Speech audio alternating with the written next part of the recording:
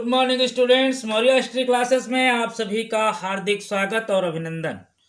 चलिए इसी सीरीज की अगली श्रृंखला के साथ आज हम सभी लोग उपस्थित हो रहे हैं और शायद ये लास्ट या सेकेंड लास्ट सीरीज भी हो सकती है, क्योंकि इसके बाद एक सीरीज अभी और आपकी आनी है और इसी के साथ आपका सल्तनत काल का जो ऑब्जेक्टिव क्वेश्चंस की जो सीरीज है वो यहीं पर कंप्लीट होती हुई, क्योंकि मैंने आपका पूरा सिलेबस 1206 से लेकर के 1526 तक जितना भी मुझे मिला है वो मैंने इसमें क्वेश्चन के रूप में, वन लाइनर क्वेश्चन के रूप में उसे परिणित करने का कार्य किया है। तो आइए समय ना खराब करते हुए सीधे हम लोग चलते हैं फर्स्ट क्वेश्चंस की ओर और क्वेश्चन शुरू करते हैं। पहला क्वेश्चन है, सल्तनत काल की समयावधि क्या थी? तो देखिए तीन ऑप्शन है आपके सामने, 320, 420, 520 और 620, यानी 320 ईयर्स, 420 ईयर्स। तो आपको बताना है, बहुत ही सिंपल, 1206 में सल्तनत काल का प्रारंभ होता है और 1526 में इसका विघटन होता है पानीपत के युद्ध के साथ, पानीपत के प्रथम युद्ध के साथ, और कुतुबुद्दीन ऐबक की ताजपोशी के साथ सल्तनत काल का प्रारंभ होता है। तो देखिए आपको 1526 से 1206 घटा देना है, राइट आंसर आपको मिल जाएगा। तो जी घटा लीजिए तत्काल, 1526 से 1206 आप तुरंत माइनस कर दीजिए तो बचते हैं 320, यानी इसका जो प्रथम ऑप्शन है वो आपका राइट आंसर है। अगला क्वेश्चन बहुत ही अच्छा क्वेश्चन है कि गुलाम वंश का एक अन्य नाम था। तो देखिए तीन नाम, इसमें चार नाम दिए हुए हैं, तुर्क वंश, अफगान वंश, सैयद वंश और मामलूक वंश। तो इसमें से आपको एक राइट आंसर चुनना है कि गुलाम वंश का एक अन्य नाम क्या था। तो देखिए बहुत ही फेमस नाम है, जी हाँ, राइट आंसर है आपका चौथा, अर्थात मामलूक वंश। यानी गुलाम वंश का जो एक अन्य नाम है, एक मामलूक वंश भी है, तथा इसे दास वंश के नाम से भी जानते हैं। और रह गई बात तुर्क वंश की, तो तुर्क वंश कोई था नहीं। इस वंश में 1206 से लेकर 1526 तक जितने भी वंश आएंगे उनके जो सुल्तान होंगे वो तुर्क होंगे। अगला है तीसरा क्वेश्चन, तराइन का तृतीय युद्ध। तो देखिए तीन युद्ध, तीसरा युद्ध आपको बताना है। हम सभी लोगों ने दो युद्ध पढ़े हैं, तराइन का प्रथम युद्ध और द्वितीय युद्ध, जो कि ज्यादा फेमस थे। प्रथम युद्ध 1191 में गौरी और पृथ्वीराज चौहान के बीच हुआ, जिसमें गौरी की हार हुई, और द्वितीय युद्ध 1192 में हुआ, जिसमें गौरी की जीत हुई। और इसी के साथ तराइन का यह तृतीय युद्ध है। तो देखिए चार ऑप्शन हैं आपके सामने, 91, 92, 1215 और 1326। तो राइट आंसर की ओर चलते हैं हम लोग। राइट आंसर है 1215। इसे तराइन का तृतीय युद्ध कहा गया। यह इल्तुतमिश और यल्दौज के बीच में लड़ा गया था, तराइन नामक स्थान पर। अगला क्वेश्चन, नासरुद्दीन कुबाचा कहाँ का शासक था? तो देखिए चार ऑप्शन है, ग्वालियर, बदायूं, सिंध और अजमेर। तो सबसे पहले राइट आंसर की ओर हम लोग चलेंगे। राइट आंसर है कि जो नासरुद्दीन कुबाचा था ये सिंध का शासक था। यानी मोहम्मद गोरी के तीन गुलाम थे, एक थे यल्दौज, कुबाचा और ऐबक। तो यल्दौज गजनी चला गया था और ऐबक जो थे वो लाहौर चले गए थे, और ये कुबाचा मुल्तान और सिंध में जाकर के इसने अपनी सत्ता को स्थापित कर लिया था। गोरी के गुलामों में से था। अगला क्वेश्चन है, इल्तुतमिश ने बंगाल में किसके विद्रोह को दबा दिया? तो देखिए तीन चार ऑप्शन है, तुगरिल खां, अली मर्दान, खिलजी सरदार और मंगू खां। तो राइट आंसर की ओर चलेंगे हम लोग। जी हाँ, राइट आंसर है इसमें अली मर्दान। अली मर्दान ने का जो विद्रोह था बंगाल में, उसको इल्तुतमिश ने दबाया था। और ये जो तुगरिल खां का विद्रोह है ये बलवन दबाएगा आगे चल करके। अगला क्वेश्चन है इल्तुतमिश ने रणथंभौर कब जीता? तो देखिए 4 ऑप्शन 1225, 1226, 1227 और 1228। तो इसमें राइट आंसर आपको चुनना है। देखिए कौन सा होगा राइट आंसर? तो राइट आंसर चलते हैं 1226, सेकेंड ऑप्शन। ये वही रणथंभौर है जहां पर हमीर देव का शासन हुआ करता था। अलाउद्दीन ने जब रणथंभौर पे 1301 में आक्रमण किया था तो वहां पर हमीर देव का शासन था। अगला क्वेश्चन इल्तुतमिश का अंतिम विजय अभियान क्या था? तो देखिए 4 ऑप्शन है आपके सामने, जालौर, ग्वालियर, बयाना और बामियान। तो इसमें से राइट आंसर आपका चुनना है। अंतिम अभियान बहुत सारे पूछे जाते हैं, किसी भी राजा का हो, आप देखिएगा अंतिम अभियान एक आधे जरूर पूछ लिए जाते हैं, तो यहां से क्वेश्चंस कुछ बनते हैं।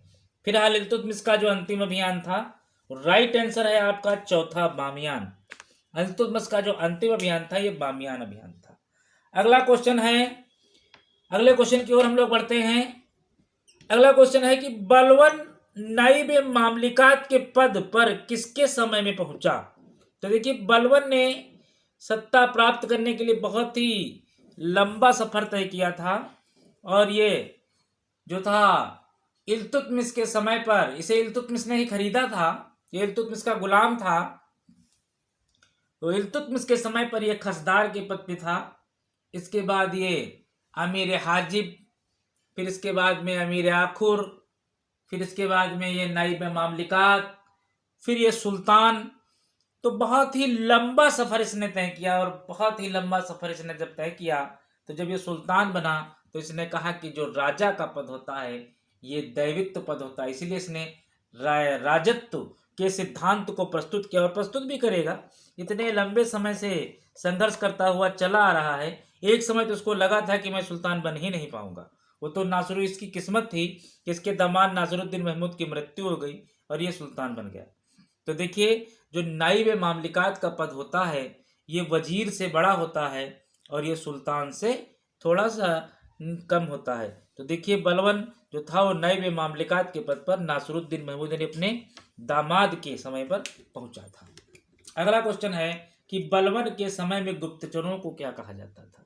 तो देखिए जो गुप्तचर होते थे इनको क्या कहा जाता था बलवन के समय में? तो देखिए 4 ऑप्शन है आपके सामने। पहला है उलेमा, अमीर, बरीद और चौथा ऑप्शन है मुजतहिद। तो देखिए इसमें से आपको चुन लेना है कि बलवन के समय में गुप्तचरों को क्या कहा जाता था। तो बलवन ने गुप्तचर विभाग और सैन्य विभाग, 2 विभागों की भी इसने स्थापना की थी। तो क्या कहते थे? राइट आंसर है तीसरा, बरीद। बलवन के समय में गुप्तचरों को बरीद कहा जाता था और जो इसका विभाग होता था उसको बरीद मुमालिक कहा जाता था। तो चलिए अगला क्वेश्चन की ओर चलते हैं। अगला क्वेश्चन है मंगोलों के विरुद्ध युद्ध में बलवन के किस पुत्र की मृत्यु हो गई थी? तो देखिए 4 हैं यहाँ पर ऑप्शन, मोहम्मद खां, बुगरा खां, कैकुबाद और क्यूमर्स। तो इसमें से आपको राइट आंसर आपको ढूंढ के बताना है कि कौन सा राइट आंसर होगा कि बलवन के मंगोलों के विरुद्ध युद्ध में बलवन के किस पुत्र की मृत्यु हो गई थी। तो राइट आंसर की ओर हम लोग चलते हैं। जी हाँ, आपका राइट आंसर जो है वो है मोहम्मद खां। मंगोलों के विरुद्ध युद्ध में बलवन के बड़े पुत्र मोहम्मद खां की मृत्यु हो गई थी। तो जो है बलवन के 2 पुत्र थे, एक थे मोहम्मद खां और एक था बुगरा खां। तो जो मोहम्मद खां था ये मंगोलों से युद्ध लड़ रहा था और जो बुगरा खां था ये बंगाल चला गया था, तो वहाँ बंगाल में शासन कर रहा था। और इसी मोहम्मद खां के साथ में अमीर खुसरो और अमीर हसन रहा करते थे। इसके बाद जब मोहम्मद खां की मृत्यु हो गई तो अमीर खुसरो और हसन ये दोनों आ गए बलवन के पास। तो मोहम्मद खां की मृत्यु जब हुई तो बलवन को काफी धक्का लगा। फिर उसने अपने पुत्र बुगरा खां से कहा कि तुम आ जाओ, दिल्ली का शासन संभालो। तो बुगरा खां ने दिल्ली से आने से इनकार कर दिया था। उसने कहा था नहीं, मैं बंगाल में ही ठीक हूँ। तो फिर इसने अपने पोते को, जिसका नाम था कैकुबाद, इसको जो है दिल्ली की गद्दी पर बैठाया और कैकुबाद से कहा कि तुम शासन करो। तो कैकोबा चूंकि अयोग्य एवं विलासी प्रवृत्ति का था, तो इसलिए शासन को संभाल नहीं पाया। 1287 में जब बलवन की मृत्यु हुई तो फिर ये गद्दी पर बैठा, लेकिन शासन को नहीं संभाल पाया और 1290 में इसकी मृत्यु हो गई। तो उसके कुछ समय के लिए 3-4 महीने के लिए क्यूमर्स को गद्दी पर बैठाया। क्वेश्चन है, खिलजी कहाँ के निवासी थे? तो देखिए 4 ऑप्शन है, खल्ज प्रदेश, बामियान, भटिंडा और रोहतक। तो ये 4 ऑप्शन आपके सामने हैं, इनमें से आपको राइट आंसर चुन लेना है कि खिलजी कहाँ के निवासी थे। तो देखिए राइट आंसर की ओर चलते हैं हम लोग। राइट आंसर है प्रथम क्वेश्चन यानी प्रथम आंसर यानी खल्ज प्रदेश। देखिए नाम से ही क्लियर है, खल्ज खिलजी। अब ये बात है कि खल्ज प्रदेश ये कहाँ पड़ता है, तो ये हेलमंद घाटी अफगानिस्तान में पड़ता है। यानी जो खिलजी थे वो अफगानिस्तान की हेलमंद घाटी से आए हुए थे और उस जहां पर ये रहते थे उस पूरे क्षेत्र को खल्ज प्रदेश कहा जाता था। तो इसीलिए खिलजी जो थे वो खल्ज प्रदेश के निवासी थे। और भारत में खिलजी वंश की स्थापना का जो श्रेय है वो जलालुद्दीन फिरोज खिलजी को जाता है। और खिलजी वंश का जो सबसे पावरफुल राजा है, सबसे योग्य शासक, वो अलाउद्दीन खिलजी। अगला क्वेश्चन, मलिक छज्जू का विद्रोह किसके समय में हुआ? तो देखिए 4 ऑप्शन है, जलालुद्दीन खिलजी, अलाउद्दीन खिलजी, इल्तुतमिश और बलवन। तो मलिक छज्जू का जो विद्रोह है, राइट आंसर की ओर पहले हम लोग चलते हैं। जी हाँ, तो राइट आंसर है आपका पहला, जलालुद्दीन खिलजी। मलिक छज्जू का जो विद्रोह है ये जलालुद्दीन खिलजी के समय पर हुआ। और जो मलिक छज्जू था ये कड़ा और मानिकपुर का उस समय सूबेदार था और इसने अपने नाम का खुतबा पढ़वाया और अपने नाम के सिक्के चलवाए और अपनी एक उपाधि भी इसने धारण की थी, मुगीसुद्दीन की उपाधि। लेकिन जब ये बात जलालुद्दीन खिलजी को पता चली तो जलालुद्दीन खिलजी के सरदारों ने मलिक छज्जू को पकड़कर बाकायदा जंजीरों में बांधकर जलालुद्दीन खिलजी के सामने प्रस्तुत किया। लेकिन जलालुद्दीन खिलजी चूंकि उदार निरंकुशवाद का व्यक्ति था तो उसने मलिक छज्जू को क्षमा कर दिया, उसकी बेड़ियों को, हथकड़ियों को छोड़ दिया और कहते हैं शाम को बैठकर उसके साथ दावत भी की और उसके बाद उसको जो है भेज दिया। उसने कहा जाइए मैं आपको क्षमा करता हूँ। और उसी कड़ा मानिकपुर में फिर उसने अपने भतीजे यानी अलाउद्दीन खिलजी को वहां का सूबेदार बनाया। तो अगला क्वेश्चन हम लोग चलते हैं कि जलालुद्दीन खिलजी का कौन सा अभियान असफल हो गया था? देखिए बहुत ही अच्छा क्वेश्चन। 4 ऑप्शन है, मंदावर, रणथंभौर, लाहौर और मुल्तान। तो सबसे पहली बात मैं आपको ये बताना चाहूंगा कि जलालुद्दीन खिलजी चूंकि जब गद्दी पर बैठा यानी खिलजी वंश की स्थापना की तो उसकी उम्र 70 वर्ष के आसपास हो गई थी, बूढ़ा हो गया था एकदम। और देखिए आप लोग, बूढ़े लोग ऑलरेडी जो है वो बहुत ही नम्र स्वभाव के हो जाते हैं, दयालु प्रवृत्ति के हो जाते हैं। तो ये थोड़ा सा दयालु प्रवृत्ति का था और इसके समय में केवल 2 ही अभियान हुए हैं। तो देखिए कौन कौन से 2 अभियान हुए। एक तो इसने मंदावर का अभियान किया था और एक रणथंभौर का। तो एक मंदावर का जो अभियान इसने किया था इसको इसने जीता और जो रणथंभौर का अभियान था इस पर जब इसने घेरा डाला तो 3 महीने तक ये घेरा डाले रहा। लेकिन चूंकि रणथंभौर का जो किला था वो बहुत ही मजबूत था और उस किले को ये जो है जीत नहीं पाया। तो अंत में इसने कहा कि एक स्टेटमेंट जारी किया था कि मैं किसी एक मुसलमान सैनिक की हत्या के लिए जो है मैं किसी एक मुसलमान सैनिक की हत्या को बर्दाश्त नहीं कर सकता क्योंकि सभी सैनिक जो है वो मेरे पुत्र के समान हैं। तो ये तो वही वाली बात हो गई कि जब अंगूर नहीं मिले तो लोगों ने कहा था ग्रेप्स आर श्योर, यानी अंगूर खट्टे हैं। तो वही वाली बात हो गई, जब ये नहीं जीत पाया तो उसने एक बहाना बना दिया। फिलहाल जो है इसका जो असफल अभियान था वो रणथंभौर का था। अगला क्वेश्चन चलते हैं कि दक्षिण भारत का प्रथम अभियान किसके शासन काल में हुआ था? देखिए बहुत ही अच्छा क्वेश्चन है ये और इसमें देखिए काल की बात की गई है। अगर आप लोग देखिए पहले तो सही ऑप्शन की 4 ऑप्शन है इसमें, जलालुद्दीन खिलजी, अलाउद्दीन खिलजी, इल्तुतमिश और बलवन। तो दक्षिण भारत का जो प्रथम अभियान था वो जो है जलालुद्दीन खिलजी के शासन काल में हुआ, ये ध्यान रखिएगा। मतलब किया किसने? तो अलाउद्दीन खिलजी ने किया था, लेकिन यहां पर शासन काल की बात कर रहा है तो आप कंफ्यूज नहीं होंगे दोनों में। शासन काल तो उस समय जलालुद्दीन खिलजी का चल रहा था जब अलाउद्दीन खिलजी कड़ा और मानिकपुर का सूबेदार था और उसने जलालुद्दीन खिलजी से बिना बताए देवगिरी पर आक्रमण कर दिया था। तो तो ये ध्यान रखिएगा कि शासनकाल जलालुद्दीन खिलजी का है और लेकिन आक्रमण अलाउद्दीन खिलजी ने किया था, तो ध्यान रखिएगा। अगला क्वेश्चन है कि जलालुद्दीन के सुल्तान बनने के बाद अलाउद्दीन किस पद पर था। तो बहुत ही देखिए अच्छा क्वेश्चन है कि जब जलालुद्दीन सुल्तान बना उस समय जो अलाउद्दीन था वो किस पद पर था। तो चार ऑप्शन है, अमीर हाजिब, अमीर तुजुक, अमीर सदा, नाइब मामलिकात। तो बहुत ही अच्छा क्वेश्चन। चलिए राइट आंसर की ओर चलते हैं हम लोग हैं। जी हाँ, राइट आंसर है आपका अमीर ए तुजुक। जो जलालुद्दीन जब सुल्तान बना तो उस समय अलाउद्दीन जो था वो अमीर तुजुक के पद पर था और उसके बाद जब मलिक छज्जू का विद्रोह हुआ तो उसे कड़ा और मानिकपुर का सूबेदार बना दिया गया। क्वेश्चन है, अलाउद्दीन ने गुजरात विजय कब की। तो देखिए चार ऑप्शन है, 1298, 1301, 1303, 1305। राइट आंसर आपको इसमें से चुनना है कि अलाउद्दीन ने गुजरात विजय की कब की। और याद रखिएगा कि ये अलाउद्दीन की प्रथम विजय थी। उत्तर भारत की प्रथम विजय जो थी वो गुजरात विजय वो थी अलाउद्दीन की। तो राइट आंसर की ओर हम लोग चलते हैं। जी हाँ, राइट आंसर तत्काल बताइए, फटाफट बताइए, 30 सेकंड के अंदर बताइए। तो राइट आंसर है आपका पहला 1298। अलाउद्दीन ने गुजरात विजय 1298 में की। यानी जब अलाउद्दीन ने गुजरात पर आक्रमण किया तो उस समय वहां का राजा जो था उसका नाम था कर्ण बघेल और वो पराजित हुआ और वो अपनी पुत्री देवल देवी के साथ भाग करके देवगिरी चला गया। इसकी एक पत्नी भी थी जिसका नाम था कमला देवी, उसको पकड़ के लाया गया और अलाउद्दीन ने उसे अपनी पत्नी बना लिया। यानी जो कमला देवी थी वो अलाउद्दीन की प्रिय पत्नियों में से एक थी। तो इस प्रकार जो है 1298 में अलाउद्दीन ने जो है गुजरात विजय को पूर्ण किया। अगला क्वेश्चन है कि अलाउद्दीन ने रणथंभौर विजय कब की। अभी देखिए पीछे हम लोग इसी क्वेश्चन पे बात कर रहे थे। तो चार ऑप्शन है आपके सामने, 1298, 1301, 1303 और 1305। तो राइट आंसर आपको चुनना है कि अलाउद्दीन ने रणथंभौर विजय कब की, क्योंकि जब अलाउद्दीन ने रणथंभौर पर आक्रमण किया उस समय जो यहाँ के जो राजा थे वो थे हम्मीर देव। तो देखिए एक काव्य भी लिखा गया है, हम्मीर काव्य। चलिए फिलहाल राइट आंसर की ओर हम लोग चलते हैं। तो जी हाँ, राइट आंसर है वो आपका 1301। अलाउद्दीन ने जो रणथंभौर विजय की है ये 1301 में की है। अगले क्वेश्चंस की ओर हम लोग चलते हैं। बहुत ही अच्छा क्वेश्चन है, बहुत ही प्यारा क्वेश्चन। क्या क्वेश्चन है देखिए, पद्मावत की रचना किसने की। तो देखिए चार ऑप्शन है आपके सामने।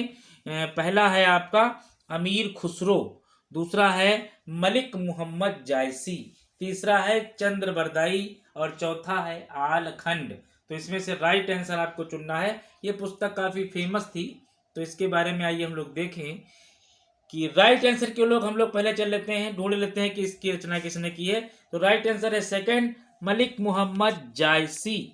पद्मावत की रचना मलिक मोहम्मद जायसी ने की थी और ये इसमें चित्तौड़ के जो राजा थे, राजा रतन सिंह और पद्मावत की जो है प्रेम कथा का विस्तृत वर्णन इसमें दिया गया है। इसे मलिक मोहम्मद जायसी ने 1540 में लिखा हुआ था। तो ये चित्तौड़ पर जो है अलाउद्दीन खिलजी 1303 में आक्रमण करता है पद्मावती को प्राप्त करने के लिए। कहानी और आपने सुनी भी होगी और इस पर जो एक मूवी भी बनी है तो वो मूवी भी आप लोगों ने संभवतः देखी होगी। चलिए फिलहाल हम लोग आगे क्वेश्चंस की ओर चलते हैं। तो अगला क्वेश्चन है आपको कि अलाउद्दीन ने मालवा विजय कब की। तो देखिए चार ऑप्शन है आपके सामने, 1298, 1301, 1303, 1305। तो अलाउद्दीन ने मालवा विजय कब की थी तो इसके विषय में आपको जानकारी ग्रहण करनी है। तो देखिए राइट आंसर की ओर चलेंगे हम लोग। तो राइट आंसर है चौथा, 1305। यानी अलाउद्दीन ने जो है मालवा विजय कब की तो 1305 में की। देखिए इसमें चार ऑप्शन है, 1298 गुजरात विजय, 1301 रणथंभौर विजय, 1303 चित्तौड़ विजय, 1305 मालवा विजय। तो चारों ऑप्शन आपके दिए हुए हैं और चारों ऑप्शन आपके जो लिए बहुत ही उपयोगी हैं। इसे आप याद कर लेंगे और ये आपके काम में आएंगे।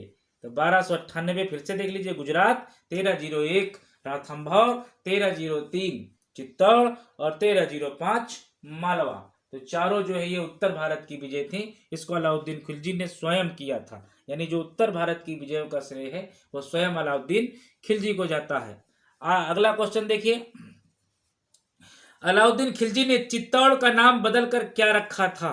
तो देखिए चार ऑप्शन है आपके सामने, मदुरा, अफगानपुर, खिजराबाद और महमूदपुर। तो पहले हम लोग राइट आंसर की ओर चलते हैं और राइट आंसर इसमें से हम लोग चुन करके तत्काल उस पर टिक्का लगा लेते हैं। तो राइट आंसर इसमें से होगा खिजराबाद। अलाउद्दीन ने जो है चित्तौड़ को जब जीत लिया 1303 में, उसने चित्तौड़ को जब जीता तो इसका नाम अपने बड़े पुत्र खिज्र खां के नाम पर इसका नाम खिजराबाद रख दिया।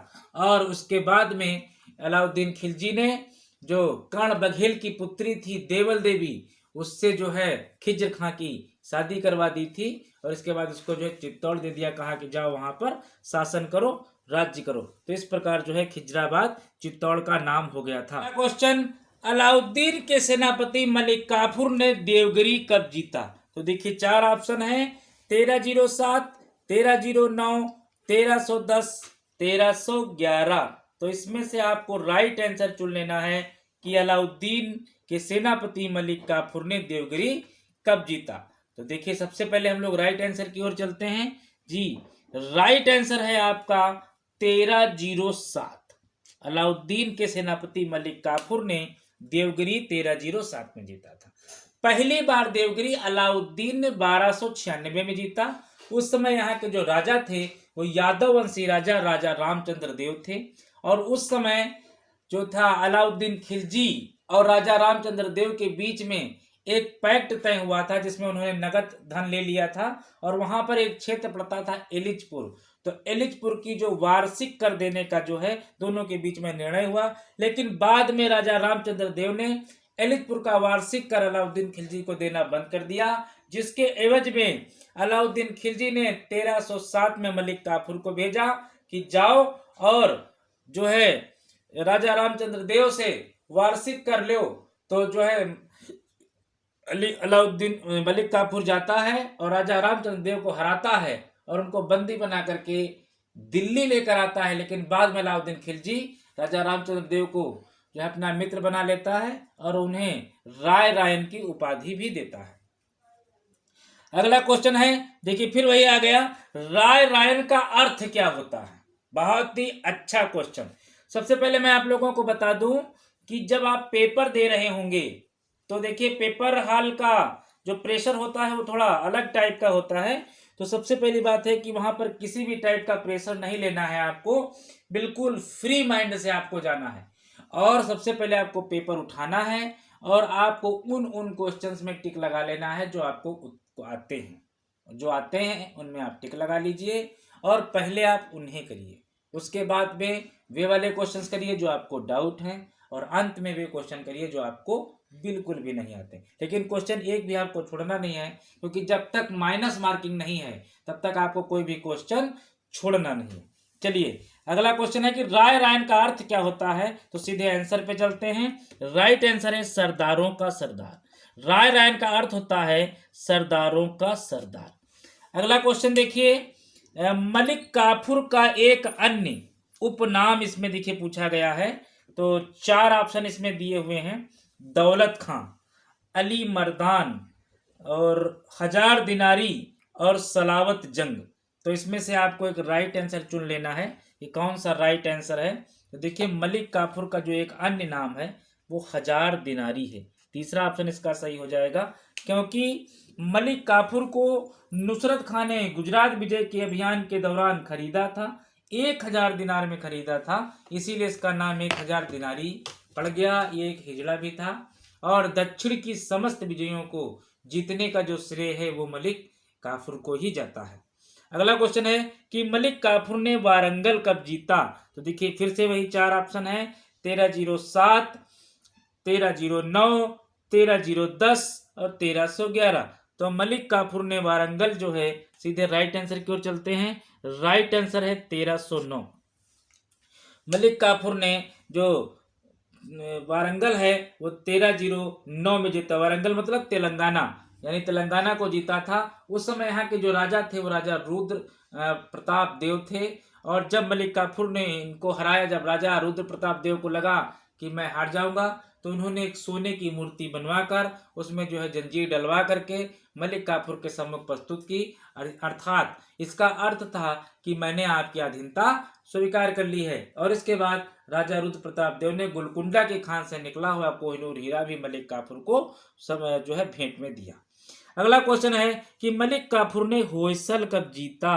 तो देखिए फिर से वही 4 ऑप्शन है, 1307, 1309, 1310 और 1311। तो मलिक काफूर ने होयसल 1310 में जीता था। और यहाँ पर उस समय राजा थे वीर बल्लाल। हालांकि वीर बल्लाल ने बहुत ही साहस के साथ युद्ध किया, लेकिन अंत में मलिक काफूर की विशाल सेना के सामने उनको घुटने टेकने पड़े और उन्होंने फिर जो है मलिक काफूर की अधीनता स्वीकार कर ली। अगला क्वेश्चन है होयसल की राजधानी थी। तो देखिए 4 ऑप्शन दिए हैं मैंने। पहला ऑप्शन है ककरपिट्टा, दूसरा है द्वार समुद्र, तीसरा है तिरुवनंतपुरम और चौथा है श्रृंगालुपुरम। श्रृंगालुपुरम। तो देखिए 4 ऑप्शन है, इनमें से आपको एक ऑप्शन जो है यहाँ पर किसका शासन था? वीर बल्लाल का शासन था। और 1310 में मलिक काफूर ने होयसल पर आक्रमण किया। तो इसकी राजधानी पूछ रहा है, कौन सी राजधानी होगी? तो राइट आंसर की ओर चलते हैं हम लोग। देखिए कौन सा राइट आंसर है। जी हाँ, राइट आंसर है आपका सेकेंड ऑप्शन। सेकेंड ऑप्शन मतलब द्वार समुद्र। होयसल की राजधानी द्वार समुद्र थी। अगला क्वेश्चन है कि मलिक काफूर ने मदुरै को तहस नहस किया। तो कब किया था? 4 ऑप्शन आपके सामने हैं, 1307, 1309, 1310 और 1311। तो राइट आंसर आपको चुन लेना है इसमें से। तो देखिए कौन सा राइट आंसर होगा। तो राइट आंसर की ओर हम लोग चलते हैं। जी हाँ, राइट आंसर होगा 1311। मलिक काफूर ने मदुरै को जो है 1311 में तहस नहस किया, क्योंकि उस समय जो मदुरै में 2 भाई थे, एक का नाम था सुंदर पांडे और एक का नाम था वीर पांडे। सुंदर पांडे और वीर पांडे दोनों सत्ता प्राप्त करने के लिए आपस में संघर्ष कर रहे थे, जिसमें सुंदर पांडे ने मलिक काफूर से जाकर या सहायता के लिए याचना की और मलिक काफूर ने मदुरै पर आक्रमण करके, और कहते हैं कि दक्षिण भारत में जितना भी अभियान हुआ था उसमें सबसे ज्यादा सोना चांदी हीरा जवाहरात मलिक काफूर को मदुरै की विजय से ही प्राप्त हुआ। हालांकि वो वीर पांडे को पकड़ नहीं पाए और वीर पांडे जंगलों में छुप गया और वहां से उसने छापा मार प्रणाली युद्ध का जो है वो हमेशा के लिए नेतृत्व करता रहा। अगला क्वेश्चन है, चलते हैं, होयसल में मलिक काफूर ने किसे परास्त किया था? तो देखिए नाम अब आपको बताना है। अभी पीछे हमने सन आपको बता दिया है। देखिए 4 ऑप्शन है, रामचंद्र, रुद्र प्रताप देव, वीर बल्लाल और सुंदर पांडे। तो इसमें से आपको राइट आंसर चुन लेना है। तो राइट आंसर जो है वो आपका है वीर बल्लाल। होयसल में मलिक काफूर ने वीर बल्लाल को परास्त किया था। और देखिए पहला ऑप्शन है रामचंद्र। तो रामचंद्र देवगिरी के राजा थे, रुद्र प्रताप देव ये वरंगल से थे, वीर बल्लाल को अभी मैंने बताया होयसल से संबंधित थे, और ये जो सुंदर पांडे थे ये मदुरै से संबंधित थे। तो ये दक्षिण की जो 4 विजय की गई थी मलिक काफूर के द्वारा, चारों के बारे में मैंने आपको बता दिया है।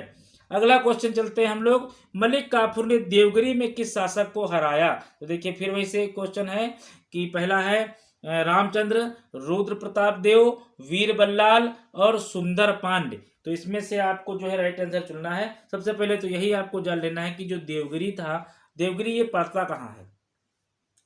ये देवगिरी पड़ता है महाराष्ट्र में। आज वर्तमान में जो देवगिरी है इसको दौलताबाद नाम रखा था मोहम्मद बिन तुगलक ने। दौलताबाद क्यों रखा था? कि दक्षिण भारत के जितने भी राज्य थे उसमें सबसे समृद्ध नगर यही था, तो इसलिए इसको दौलताबाद नाम रखा गया था। तो आज वर्तमान में दौलताबाद हम कहेंगे, ये महाराष्ट्र में पड़ता है।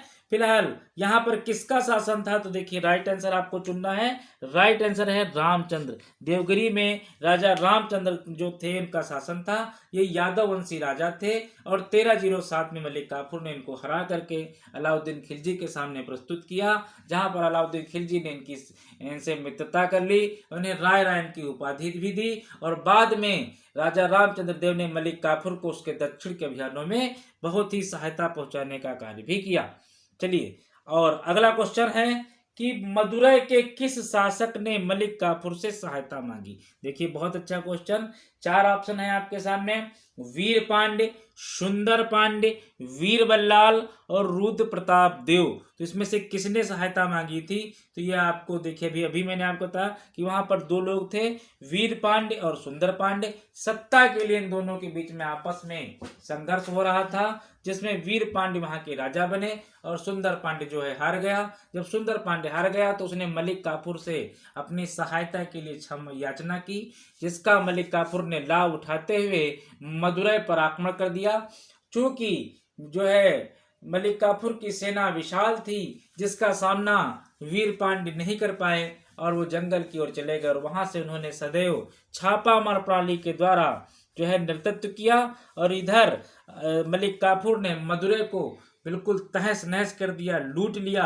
और वहां पर मदुरै को लूटने के बाद मलिक काफूर आगे पहुंचा और वहां पर उसने रामेश्वरम के मंदिर को भी लूटा। तो इस प्रकार सुंदर पांड्य ने मदुरै जो है मलिक काफूर से सहायता मांगी थी। तो राइट आंसर है दूसरा, सुंदर पांड्य। क्वेश्चन है, किसने अमीरों के वैवाहिक संबंधों पर प्रतिबंध लगा दिया था? तो देखिए 4 ऑप्शन है, जलालुद्दीन खिलजी, अलाउद्दीन खिलजी, मुबारक खिलजी और गयासुद्दीन तुगलक। तो इसमें से आंसर आपको चुनना है। जी हाँ, राइट आंसर है आपका अलाउद्दीन खिलजी। अलाउद्दीन खिलजी ने जो है अमीरों के वैवाहिक संबंधों पर प्रतिबंध लगा दिया था। ऐसा उसने क्यों किया कि जब वह गद्दी पर बैठा तो उसी समय राज्य में 4 विद्रोह हो गए। तो उसने अपने दरबारियों को और यानी मंत्रिमंडल को बुलाया और कहा पता लगाओ कि ये विद्रोह क्यों हुए हैं। तो उसको 4 कारण उस समय पता चले थे कि इन 4 कारणों की वजह से जो है राज्य में विद्रोह हो गए थे। उसमें से एक कारण ये भी था कि ये जो अमीर और उलेमा होते हैं ये आपस में वैवाहिक संबंध स्थापित करते हैं, उसके बाद में दावतें करते हैं, एक पास कलेक्ट होते हैं, दावतें करते हैं और फिर सुल्तान के खिलाफ षड्यंत्र करते हैं। इसीलिए अलाउद्दीन खिलजी ने अमीरों के वैवाहिक संबंधों पर प्रतिबंध लगा दिया था। अगला क्वेश्चन है, अलाउद्दीन खिलजी एक सैनिक को कितना वेतन देता था? तो देखिए ये भी क्वेश्चन हमने देखा है, पेपर में पूछा गया है। ये क्वेश्चन एक पेपर था लेखपाल का पेपर, उसमें ये पूछा गया था। 230 टका प्रतिवर्ष, 234 टका प्रतिवर्ष, 238 टका प्रतिवर्ष और 312 टका प्रतिवर्ष। तो देखिए बहुत ही अच्छा क्वेश्चन है। राइट आंसर की ओर हम लोग चलते हैं और राइट आंसर इसमें से हम लोग खोज लेते हैं। राइट आंसर है दूसरा, 234 टका प्रतिवर्ष। लेकिन ये 234 टका उन लोगों को दिया जाता था जिनके पास एक घोड़ा होता था। जिनके पास 2 घोड़े होते थे या जो 2 दूसरा घोड़ा भी रखते थे, उनको 312 टका प्रतिवर्ष वेतन दिया जाता था। तो ये आप ध्यान रखिएगा। कुल मिलाकर एक आम सैनिक को 234 टका प्रतिवर्ष वेतन दिया जाता था। तो ये आप ध्यान रखेंगे। अगला क्वेश्चन है कि गयासुद्दीन तुगलक सुल्तान बनने से पूर्व कहाँ का सूबेदार था? तो देखिए 4 ऑप्शन है, मुल्तान, लाहौर, लखीमपुर, दीपालपुर। तो इसमें से आपको राइट आंसर चुन लेना है। कौन सा होगा राइट आंसर? तो देखिए राइट आंसर आप समझ चुके हैं। जी हाँ, राइट आंसर की ओर हम लोग चलते हैं। बिल्कुल राइट आंसर है इसका चौथा ऑप्शन, दीपालपुर। जो गयासुद्दीन तुगलक है ये सुल्तान बनने से पूर्व दीपालपुर का सूबेदार था। जिस प्रकार इल्तुतमिश सुल्तान बनने से पूर्व बदायूं का सूबेदार था और खिज्र खां जब यहाँ पर राजा बना तो उससे पहले वो दीपालपुर, मुल्तान और लाहौर का सूबेदार था। जब तैमूर लंग ने भारत पर 1398 में आक्रमण किया उस समय खिज्र खान ने उसकी बहुत मदद की। उस समय वह दीपालपुर का नाम आपको सल्तनत काल में कई बार आपको मिलेगा। अगला क्वेश्चन चलते हैं हम लोग। अगला क्वेश्चन है कि किस सुल्तान ने यातायात की ओर विशेष ध्यान दिया? तो देखिए तो बहुत अच्छा क्वेश्चन है, वेरी गुड क्वेश्चन है ये। आइए ध्यान दें किसने दिया है। 4 ऑप्शन दिए हुए हैं, खुसरो शाह, मलिक छज्जू, गयासुद्दीन तुगलक और फिरोज तुगलक। तो किसने यातायात की ओर विशेष ध्यान दिया? कहते हैं कि यातायात व्यवस्था जिस देश की अच्छी होगी उस देश का व्यापार जो है उन्नति पर होगा, यानी चरम अवस्था में होगा। तो चलिए राइट आंसर की ओर चलते हैं हम लोग। राइट आंसर है गयासुद्दीन तुगलक।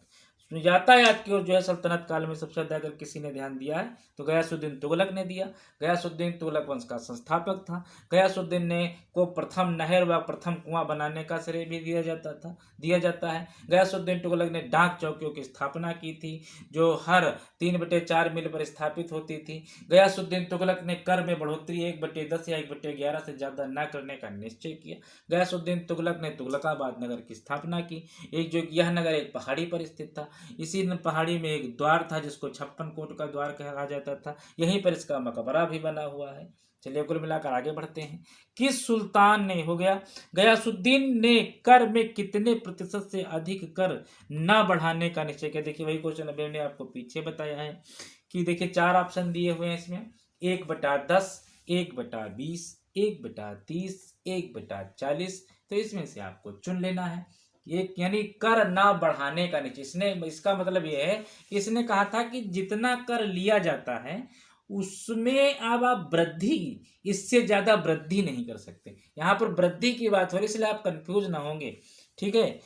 हालांकि सल्तनत काल में कर लिया कितना जाता था तो 1/3 लिया जाता था। तो ये कहा था कि 1/3 तो लिया ही जाएगा, लेकिन इसमें भी 1/10 से ज्यादा वृद्धि न की जाए प्रतिशत में, ये ध्यान रखिएगा। तो राइट आंसर होगा पहला 1/10, ये इसने ऐसा कहा था। क्वेश्चन, किसानों को फसल चक्र अपनाने की सलाह किसने दी। देखिए बहुत अच्छा राजा ये वही सलाह दे सकता है जो बहुत ही जो है इसके बारे में जानता हो, विद्वान हो, शिक्षित हो, पढ़ा लिखा हो, ज्ञानी हो।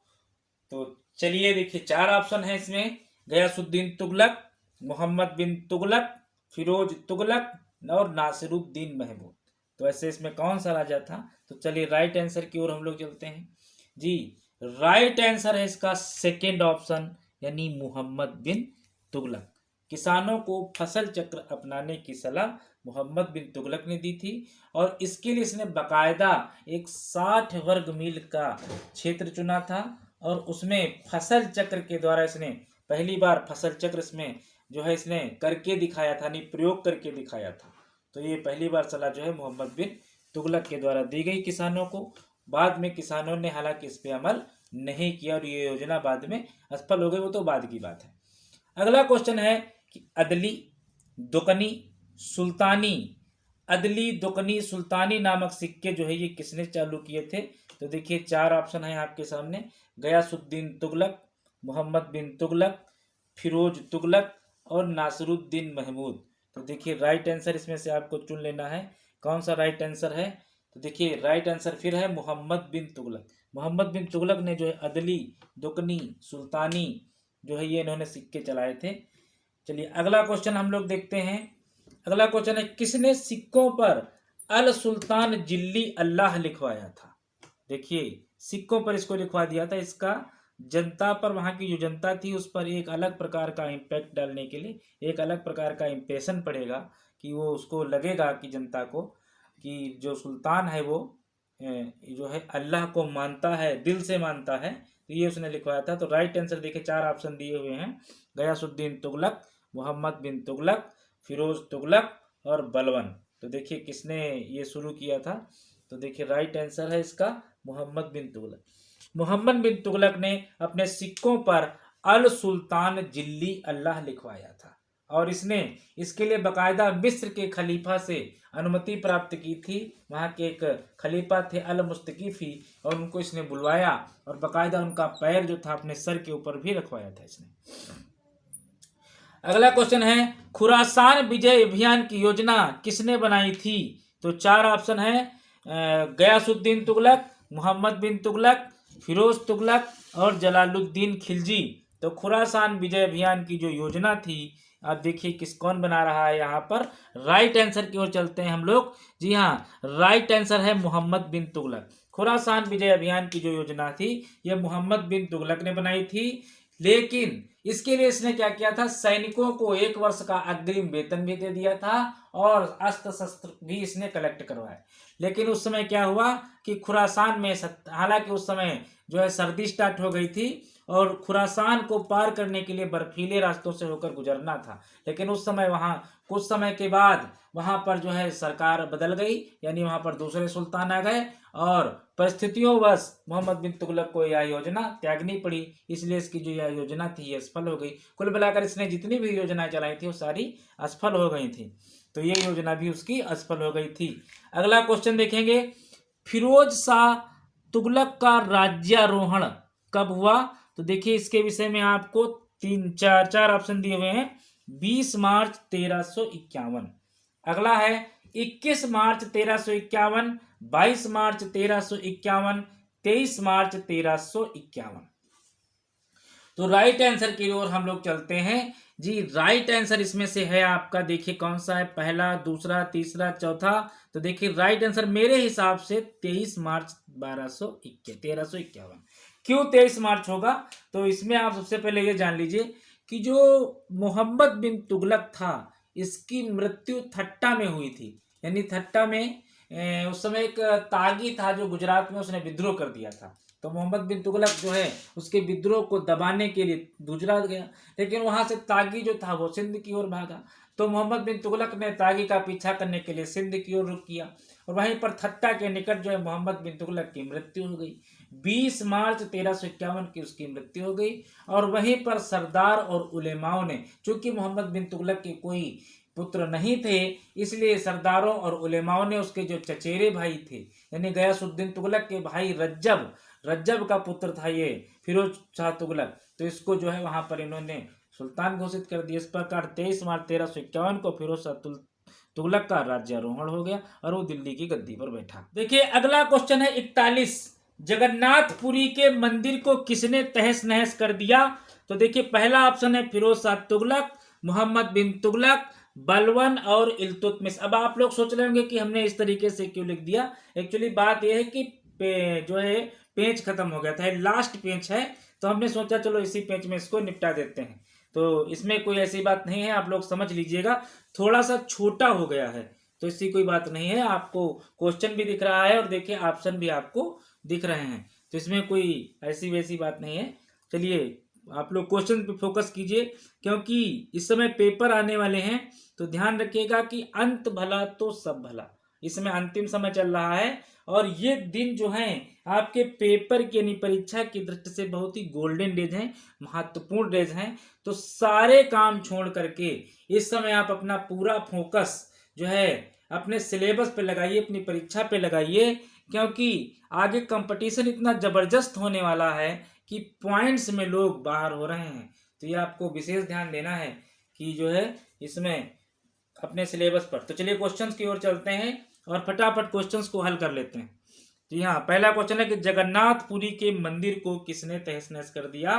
तो चार ऑप्शन है, फिरोज शाह तुगलक, मोहम्मद बिन तुगलक, बलवन और इल्तुतमिश। तो राइट आंसर की ओर हम लोग चलेंगे। राइट आंसर इसमें से आपको ढूंढ लेना है कि जो जगन्नाथपुरी का मंदिर था उसको किसने तहस नहस किया। तो चलिए राइट आंसर हम लोगों को मिल गया है। राइट आंसर है फिरोज शाह तुगलक। फिरोज शाह तुगलक ने जगन्नाथपुरी के मंदिर को तोड़ा और इसकी जो मूर्ति थी उसकी मूर्ति को उठवा करके समुद्र में फेंकवा दिया था। ऐसा इसने क्यों किया था? क्योंकि ये जो था ऐसा इसने वहाँ दिल्ली के अमीरों और उलेमाओं को खुश करने के लिए किया था। अब जो भी उसका अपना मैटर रहा हो। फिलहाल अगला क्वेश्चन देखिए है, तैमूर कहाँ का शासक था? तो देखिए चार ऑप्शन आपके सामने है, वही तैमूर लंग जो कि लंगड़ा था। तो देखिए चार ऑप्शन है, उजलापुर, समरकंद, अफगानपुर और माही। तो इसमें से राइट आंसर आपको चुन लेना है, कहाँ का था ये। तो देखिए बहुत अच्छा क्वेश्चन है। राइट आंसर इसका समरकंद जो है, तैमूर जो था वो समरकंद का शासक था और ये वही समरकंद था जिस पर आगे चल करके विजय करने का जो सपना है वो बाबर देखेगा और फिर वो विजय करेगा भी। लेकिन बाद में क्या होगा कि जब ये समरकंद को विजय कर लेगा उसी समय से पता चलेगा कि जो इसकी जो पुरानी जहाँ पर इसके पिताजी रहते थे फरगना, वहाँ पर विद्रोह हो गया है। तो वो फरगना के विद्रोह को दबाने के लिए वापस आएगा, उधर समरकंद में विद्रोह हो जाएगा और समरकंद भी उसके हाथ से चला जाएगा। तो या ना ही उसके पास फरगना रह जाएगा, ना ही समरकंद रह जाएगा। हालांकि बाबर का जो सपना था वो समरकंद को जीतने का था, क्योंकि उस समय मध्य एशिया में जो समरकंद था वो शिक्षा, संस्कृति, हर चीज के लिए जो है बहुत ही विख्यात, बहुत ही सुंदर और संपन्न नगरों में से एक था। अगला क्वेश्चन है, सैयद वंशी सुल्तान मुबारक खां की हत्या किसने की? तो देखिए, ये सैयद वंश के जो मुबारक खां है, एक खिलजी वंश में भी मुबारक शाह, वो मुबारक शाह है, ये मुबारक खां है, दोनों में अंतर है, ध्यान रखिएगा। तो देखिए 4 ऑप्शन है, कुव्वतुल मुल्क, सरवर उल मुल्क, हाफिज और नरेश। तो इसमें से राइट आंसर आपको चुन लेना है, कौन सा आपका राइट आंसर होगा। तो जी हाँ, राइट आंसर इसमें सरवर उल मुल्क। जो सरवर उल मुल्क था ये मुबारक खां का जो था वजीर था, और इसने षड्यंत्र किया। जिस समय मुबारक खां ने एक नगर बसाया था मुबारकाबाद, तो जिस समय ये उस नगर का निरीक्षण करने के लिए जा रहा था, वो निरीक्षण कर ही रहा था कि उसी समय सरवर मुल्क जो उसका सेनापति था, उसने जो है मुबारक खां की हत्या कर दी थी। तो इसके दरबार में एक विद्वान रहते थे जिनका नाम था याहिया बिन सरहिंदी। तो उन्होंने मुबारक खां पर एक पुस्तक लिखी थी जिसका नाम था तारीखे मुबारक शाही। तो बहुत ही फेमस पुस्तक हुई थी। अगला क्वेश्चन है कि बहलोल लोधी को किसने अपना पुत्र कहकर संबोधित किया? देखिए बहुत ही अच्छा क्वेश्चन। तो राइट आंसर 4 ऑप्शन है इसमें, खिज्र खां, मुबारक खां, मोहम्मद खां और आलम शाह। तो इसमें राइट आंसर आपको चुन लेना है। तो देखिए इसका राइट आंसर है मोहम्मद खां। मोहम्मद खां को जो है मोहम्मद खां ने जो है बहलोल लोधी को अपना जो है पुत्र कहकर संबोधित किया था। क्योंकि उस समय क्या था कि जब मोहम्मद खां गद्दी पर बैठा तो उस समय मालवा के महमूद ने और जौनपुर के जो इब्राहिम ने जो है दिल्ली पर आक्रमण कर दिया। ऐसी स्थिति में ऐसी स्थिति में महमूद ने जो है बहलोल लोधी को पुकारा, मोहम्मद खां ने बहलोल लोधी को पुकारा और बहलोल लोधी अपनी सेना लेकर आया। चूंकि अफगानी थे तो इनसे ये लोग लड़ना नहीं चाहते थे और बिना लड़े इनकी सेना भाग गई, जिससे मोहम्मद खां खुश हो गया और इसने बहलोल लोधी को अपना पुत्र कहकर पुकारा। बहुत अच्छा क्वेश्चन। अगला क्वेश्चन है, लोधी किस कबीले से संबंधित थे? तो यहाँ पर देखिए कबीले की बात आ गई। खिल्ज कबीला, गिलजाई कबीला, नाग कबीला, रुद्र कबीला। तो देखिए कबीले की बात हो रही है।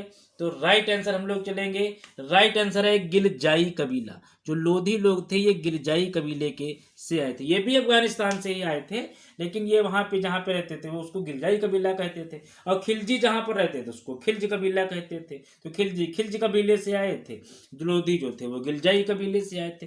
तो कबीला कबीला याद रखिएगा, दोनों कबीले अफगानिस्तान में हैं और इसमें कंफ्यूज होने की जरूरत नहीं है, क्षेत्र अलग अलग हैं।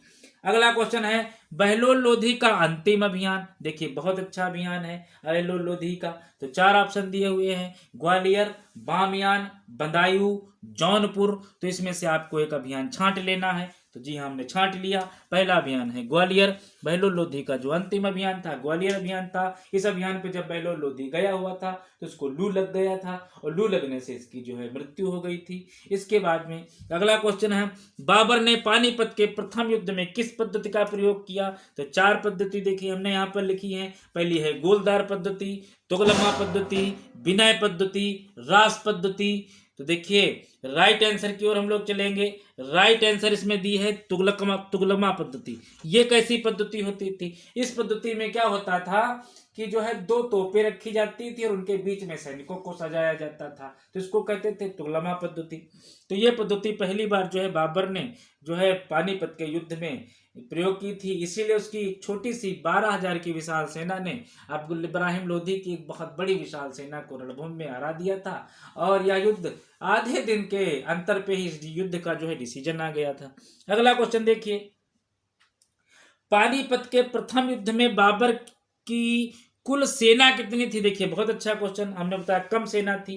पहला ऑप्शन है 12,000, फिर 13,000, फिर 43,000, फिर है 50,000। तो देखिए, जो इतिहासकार बताते हैं तो अलग अलग मत बताते हैं, सभी के अपने अलग अलग मत है। कोई 8,000 बता रहा, कोई 9,000 बता रहा, कोई 10,000 बता रहा, कोई 12,000 बता रहा। सबके अपने अपने विचार हैं, लेकिन मेरे भी अपने कुछ निजी विचार हैं। तो मेरे निजी अपने यही विचार हैं कि मैंने सबके विचारों को पढ़ा है, लेकिन मैं अंत में इस डिसीजन पे पहुंचा हूँ कि इस युद्ध में बाबर की जो सेना थी वो मात्र 12,000 थी और इब्राहिम लोधी की सेना 50,000 थी। तो 12,000 की सेना ने 50,000 की सेना को हरा दिया था, क्योंकि ये लोग प्रशिक्षित थे, अनुशासित थे। इन्होंने युद्ध में तुगलमा पद्धति का प्रयोग किया था। अगला क्वेश्चन देखिए, इसी से रिलेटेड है। अगला क्या है कि तोप का प्रयोग पहली बार किस युद्ध में हुआ? तोप, तो देखिए 4 ऑप्शन दिए हुए हैं। जो है पानीपत के प्रथम युद्ध में, पानीपत के द्वितीय युद्ध में, पानीपत के जो है प्रथम युद्ध में या तृतीय युद्ध में। तो तोप का पहली बार जो प्रयोग है आप पानीपत के प्रथम युद्ध में ही देखेंगे।